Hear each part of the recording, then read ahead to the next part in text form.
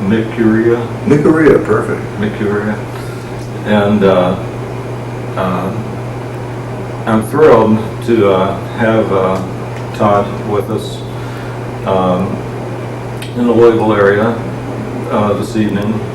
And one thing that I think is so valuable that he brings to Americana is that he is someone who not only talks the talk and takes the talk one level further, but he also walks the walk. He is a physician who is in touch with the suffering of his patients. Incidentally, Tod works as a psychiatrist in Oakland, California. And he is well aware that cannabis has definite therapeutic effects and a place in medicine. And incidentally, I hope he'll expand on that a little bit more before we're finished. You would have not thought he was a social historian, the way he brings the power of the whole universe down to the very specific point which we are coming to, and actually walking on like a little bear on a ball. So anyway, Dr. Mikuriya is prescribing cannabis for patients in California. No, we can only recommend and approve. Well, okay. Because we don't have any pharmacies that can fill the prescription. Well, he was going somehow through this strange maze and making it possible for his patients, not only his patients personally, but other groups of people, organizations making marijuana available for people who are in severe pain and suffering and dying, and he's helping them, and then he's helping people in the court system, and he's coming here to Washington for the normal meeting to help everyone at this level, learning and expanding. And so anyway, I'm just thrilled to be here with him, and I want to ask you to continue then, wherever you want to start.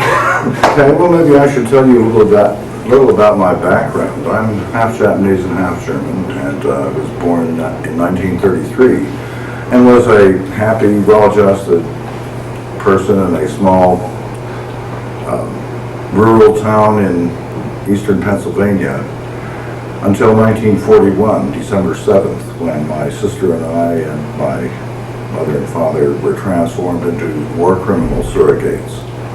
And this personally affected me. We weren't sent off to the concentration camps with the rest, but they didn't have any on the East Coast for the Japanese, and so we didn't fill some sort of bureaucratic requirement. But we were kept under surveillance during World War II by the FBI. Every time they would show a movie to sell war bonds with Japanese showing very racist stereotypes of cruelty and evil, that my peers I would play football, basketball, and hockey with, they would turn on me and beat me up and call me a war criminal, all sorts of racist names, put me up against the wall and say, let's play execute the war criminal, and make my sister watch. Then they would revert back to their normal peer relationships as we played our sports, and being a small town, they always needed somebody for right field. However, really never forgot this impact of this propaganda on our personal lives. How this impinges on cannabis was, well, not until my sophomore year of medical school, when I was reading the assigned pharmacological text, and my reading just happened to fall upon this chapter of marijuana.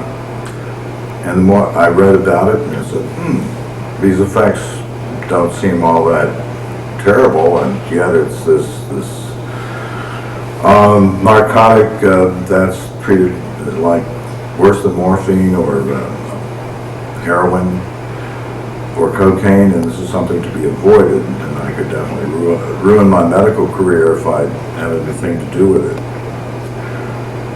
I read up everything that was in the medical school library and then determined that it was not a dangerous substance based upon the medical texts. Set about to do a laboratory study by driving down to the border of Mexico during summer vacation, and knowing the slang words that it was called from the reading, negotiated and purchased a marijuana cigarette, which I ingested in the privacy of the hotel room. After saying, you smoke one of these first, picking out one at random and making sure I wasn't going to be poisoned by loco weed or some other toxic herb. And found it a very interesting experience. It clearly wasn't this incapacitating, dangerous narcotic subjectively. But then forgot about it. It didn't come up until the mid-60s, at which time I was, after finishing my psychiatric residency, employed briefly by the New Jersey Neuropsychiatric Institute near Princeton, New Jersey, and put in charge of the drug addiction treatment program. From there, I was headhunted by the National Institute of Mental Health specifically for studying cannabis, because the government was really concerned in 1967 about the escalating uses of marijuana among young people, and being connected with other attributes of critical thinking, namely criticizing the war effort. So when I got there, I discovered a couple things. Number one, they didn't want to know about any kind of medicinal usefulness of cannabis. They wanted to figure out what kinds of bad things we could say about it in order to develop punitive federal policies. And to give you an idea of the kinds of things they were cooking up in that department in NIMH, they were designing a civil commitment program for addicts. In other words, they would go and round up everybody and put them into prison camps, but of course call them hospitals. The other thing I discovered was that, in fact, the government had been into drugs intensively. From 1947 through the mid-70s, cannabis had been studied by different CIA contractors and defense intelligence and military contractors, because they were wanting to develop drugs for incapacitation or interrogation. And cannabis unfortunately washed out, because it wasn't any good for these purposes. The CIA and the chemical warfare folks continue to have these magical ideas of war without death. We're just going to incapacitate everybody, have them all spaced out and crazy, and walk in and take over. Well, cannabis, maybe they'll pull it off, but I doubt it. They're usually concerned with major poisons, like poison gas and people signs. Cannabis, it turned out, had all these very interesting, useful therapeutic properties that the head of the program, Dr. Van M. Sim, was interested in getting declassified, and so... Could you enumerate on some of the therapeutic? He said it was the most powerful anticonvulsant without any bad side effects he'd ever seen. And also, it was a treatment for lowering the body temperature. So somebody's body temperature could be dropped at least 3 or 4 degrees. And given that application, would be a really valuable treatment for acute brain injury, either stroke or trauma, so as to minimize the killing off of brain cells through this protective hypothermia, or dropping of the temperature. And so for every drop in... But it's not used, it's not allowed to be used as that, is it? No. because all this